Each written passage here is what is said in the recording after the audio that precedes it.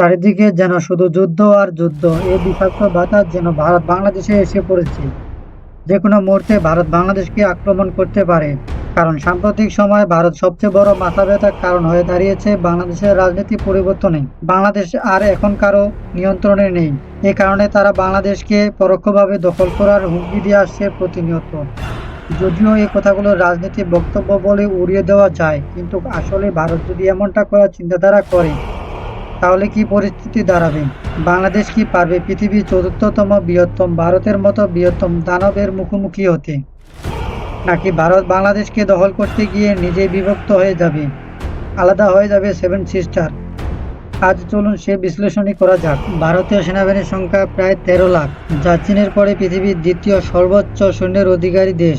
তবে ভারতীয় সেনাবাহিনীর একটি বড় অংশ তাদের অভ্যন্তরীণ নিরাপত্তায় নিয়োজিত আছে। কাশ্মীর, মধ্যপ্রদেশ এবং পূর্বাঞ্চলের 7টা রাজ্য, যাদেরকে আমরা সেভেন সিস্টার নামে জানি।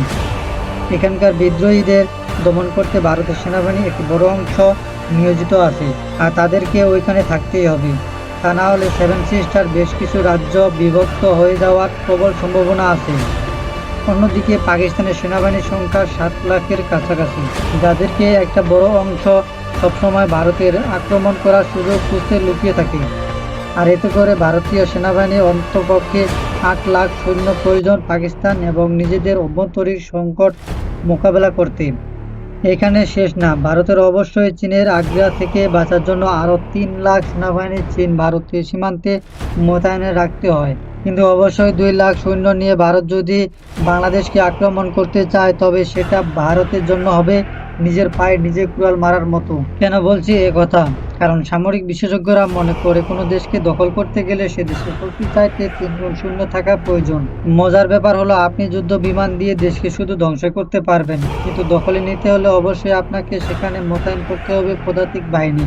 তাই ভারতে 2 লাখ সৈন্য দিয়ে বাংলাদেশকে দখলে নেওয়া সম্ভব না, কারণ বাংলাদেশের সেনাবাহিনীর সংখ্যা একেবারেই কম না। আর তাই বলাই যায়, এই পরিস্থিতিতে ভারতীয় সেনাবাহিনীর জন্য বাংলাদেশকে আক্রমণ করা অসম্ভব হয়ে দাঁড়াবে। তবে এখানে চীন পাকিস্তান নিজেদের স্বার্থে ভারতকে সীমান্তের থেকে দূরে ব্যস্ত রাখতে বাংলাদেশকে অস্ত্র দিয়ে সহযোগিতা করার সম্ভাবনা অনেক বেশি, যা ভারতের জন্য কাল হয়ে দাঁড়াতে পারে। কিন্তু ভারতের সক্ষমতা এখানে কিন্তু শেষ না, কারণ তাদের কাছে আছে পৃথিবীর অন্যতম আধুনিক বিশাল শক্তির বিমান বাহিনী। তবে মজার ব্যাপার হলো, তাদের সেখানে রয়েছে দুর্বলতা, কারণ তাদের পর্যাপ্ত যুদ্ধ বিমান আছে ঠিকই, লজিস্টিক সহযোগিতার সক্ষমতা অতটাও নেই, কারণ ভারতের বিমান বাহিনীর কাছে 10টা হেভিওয়েট পরিমাণ বিমান এবং 30টা মিডিয়াম ক্যাটালগ লজিস্টিক বিমান রয়েছে। অথচ ভারতের মতো একটি বিশাল দেশের সৈন্য মোতায়েন করতে কিছু ট্রান্সপোর্ট বিমান কোনোভাবেই যথেষ্ট হবে না। যেমন 2020 সালে চীনের সংঘর্ষের সময় ভারতের ট্রান্সপোর্ট ফাইটারের অভাব স্পষ্ট হয়ে উঠেছিল। বেশ কয়েক সপ্তাহ সময় লেগেছিল ভারতের সৈন্য এবং সরঞ্জাম মোতায়েন করতে। এর ফলে বাংলাদেশের বিরুদ্ধে যুদ্ধ করতে গেলে ভারতের বিমান বাহিনীর লজিস্টিক ফাইটার অনেক বড় ভূমিকা পালন করতে পারবে না। তবে ভারতীয় বিমান বাহিনীর কাছে প্রায় সব মিলিয়ে 500টা যুদ্ধ বিমান আছে, এবং এতে কোনো সন্দেহ নেই এত সংখ্যক বিমান দিয়ে অল্প কিছু সময়ের মধ্যে বাংলাদেশকে ধূলিসাৎ করে দিতে পারে। কারণ বাংলাদেশের কাছে এমন কোনো শক্তিশালী যুদ্ধ বিমান নেই যা ভারতের ফাইটার জেটগুলোকে মোকাবেলা করতে পারবে। সেই সাথে নেই তেমন কোনো শক্তিশালী আকাশ প্রতিরক্ষা ব্যবস্থা। তবে এখানেও ভারতের জন্য বিপজ্জনক রয়েছে, কারণ ভারতের বেশিরভাগ যুদ্ধ বিমান কাউন্টার সেট মিশন পরিকল্পনা করতে সক্ষম না। হ্যাঁ, ভারতের কাছে আছে 270টি SU-30, এছাড়াও MiG-21 এবং জাগুয়ার ফাইটার জেট। কিন্তু মজার ব্যাপার হলো, এগুলো বেশ পুরনো।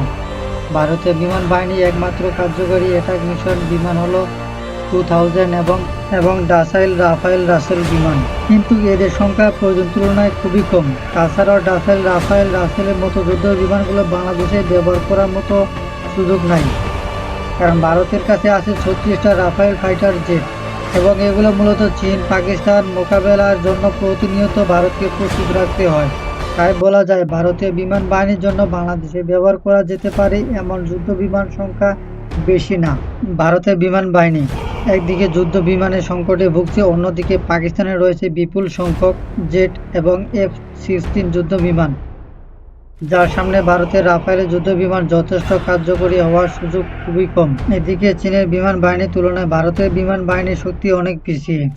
সুতরাং 40টা মেজর 2000 দিয়ে বাংলাদেশের আক্রমণ চালা ভারতের জন্য অসম্ভব। ভারতের বিমান বাহিনী মাত্র কয়েকটা স্থানে স্পোর্ট দিতে সক্ষম হবে, যা প্রয়োজন তুলনায় একেবারেই কম। তাছাড়া গ্রাউন্ড স্ট্রাইক মিশনে ম্যান স্টেপের কারণে নিয়মিত যুদ্ধ বিমান ধ্বংস হবে, যার কারণে ভারতীয় বিমান বাহিনীর শক্তি ধীরে ধীরে কমে যাবে। আর এটাও মনে রাখতে হবে, বাংলাদেশেও পরিণতি হবে যুদ্ধক্ষেত্রে, প্রাণ হারাবে হাজার হাজার নিরীহ মানুষ। তবে এর মানে এই নয় সময় শক্তি একদম পিছিয়ে আছে। এখানেও বাংলাদেশের মিলিটারি শক্তির দিক থেকে যথেষ্ট শক্তিশালী দেশ। তাছাড়াও বাংলাদেশের সেনাবাহিনী প্রতিনিয়ত নতুন নতুন অস্ত্র শস্ত্র ক্রয়ের দিক থেকে মনোযোগী হচ্ছে। এর সাথে আপনাকে এটা মনে রাখতে হবে, বাংলাদেশের সেনাবাহিনী বর্তমান দক্ষিণ এশিয়ার তৃতীয় বৃহত্তম শক্তিশালী বাহিনী, এবং এই বাহিনী দেশে কোনো বিপদের সময় নিজের সব কিছু দিয়ে লড়াই করতে প্রস্তুত।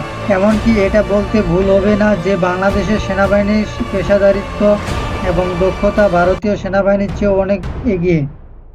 কারণ বাংলাদেশের সেনাবাহিনী এখন পর্যন্ত পৃথিবীর 43টা দেশে প্রতিনিয়ত যুদ্ধ করার অভিজ্ঞতা লাভ করছে। বিপরীতে ভারতের সেনাবাহিনী যুদ্ধের অভিজ্ঞতা আন্তর্জাতিকভাবে খুবই সীমিত। বাংলাদেশের সেনাবাহিনী জাতিসংঘের প্রায় অত্যাধিক দেশে যুদ্ধে সরাসরি অভিজ্ঞতা অর্জন করেছে। এতে তাদের দক্ষতা এবং অভিজ্ঞতা ভারতীয় সেনাবাহিনীর চাইতে অনেক বেশি বলা যায়। তাছাড়া পেশাগত দক্ষতার পাশাপাশি সেনাবাহিনী অত্যাধুনিক ক্রয়ের দিকে ধাবিত হচ্ছে। বিশেষ করে বিভিন্ন আগ্রাসন মোকাবেলা বাংলাদেশ পৃথিবীর বিভিন্ন দেশ থেকে যুদ্ধ ট্যাঙ্ক, যুদ্ধ বিমান এবং অন্যান্য অস্ত্র সংগ্রহ করছে, যা বাংলাদেশের নিরাপত্তা ব্যবস্থা আরও মজবুত করবে। এমনকি বাংলাদেশে তুরস্কের কাছে থেকে বেশ কিছু বর্তমান পৃথিবীর সবচাইতে অত্যাধুনিক ড্রোন বায়রাক্তার BT-2 কিনেছে। আরও কিছু সংখ্যক কেনার জন্য চুক্তি করেছে, যা মাত্র 50টা দিয়ে ইউক্রেন হাজার হাজার রাশিয়ান যুদ্ধ ধ্বংস করেছিল। সেই সাথে উপাদান বাড়ানোর দেশে থেকে বা আধুনিক অস্ত্র ক্রয় বাংলাদেশের সেনাবাহিনী আরও শক্তিশালী হওয়ার চেষ্টা করছে। 2030 সালের মধ্যে এ সমস্ত নতুন নতুন অস্ত্র বাংলাদেশের সেনাবাহিনীর বহরে যুদ্ধ 2030 সালের মধ্যে বাংলাদেশের নতুন নতুন অস্ত্র শস্ত্র বাংলাদেশের সেনাবাহিনীর বহরে যুদ্ধ হবে, যা বাংলাদেশকে নতুন এক উচ্চতায় পৌঁছে দেবে। তাছাড়া বাংলাদেশের সেনাবাহিনী কৌশল বৃদ্ধি করতে সবচাইতে গুরুত্বপূর্ণ পদক্ষেপগুলোর মধ্যে একটি অ্যাম্ফিবিয়াম ট্যাঙ্ক। সম্প্রতি বাংলাদেশের চীন থেকে 54টি ট্যাঙ্ক অর্ডার করেছে, পানি এবং মাটিতে কার্যকরীভাবে চলতে পারে। এটি ট্যাঙ্কগুলো এমনভাবে তৈরি যা তীব্র স্রোতেও চলতে পারে। এগুলো বিশেষ ধরনের হামলা চালানোর জন্য অত্যন্ত কার্যকরী, যা বাংলাদেশের প্রতিরক্ষা শক্তি আরও মজবুত করবে। আর তাছাড়াও চীন ভারতের কাছে এটি ট্যাঙ্কগুলো বিক্রি করবে না। তবে পরিশেষে আমাদের একটা কথা মনে রাখতে হবে, যে যুদ্ধ কখনোই শান্তি বয়ে আনতে পারে না। ভারত যদি বাংলাদেশের উপর আক্রমণ করে, তবে হয়তো দখল করতে পারবে না, ধ্বংসস্তূপে পড়বে, বাংলাদেশে প্রাণ হারাবে হাজার হাজার লাখ লাখ মানুষ। এমনকি ভারতের জন্য রয়েছে অশনীয় সংকেত, কারণ বাংলাদেশের সাথে যুদ্ধ ব্যস্ত থাকলে চীন এবং পাকিস্তান অবশ্যই ভারতের মানচিত্রে আক্রমণ করতে দ্বিধাবোধ করবে না। আর 7 সিস্টার আলাদা হওয়ার সম্ভাবনা বেশি। আর এমন ভয়াবহ কিছু হলে দুই দেশের ক্ষতি হবে। তাই প্রতিবেশী দুই দেশের জনগণের উচিত এমন কোনো উস্কানিমূলক কার্যক্রম না করা, যাতে দুই দেশের মধ্যে বন্ধুত্বপূর্ণ সম্পর্ক পরিবর্তে শত্রুতা সৃষ্টি হয়, কারণ এতে উভয় দেশের ক্ষতিগ্রস্ত হবে। ভিডিওটি ভালো লাগলে অবশ্যই সাবস্ক্রাইব, লাইক, কমেন্ট করবেন।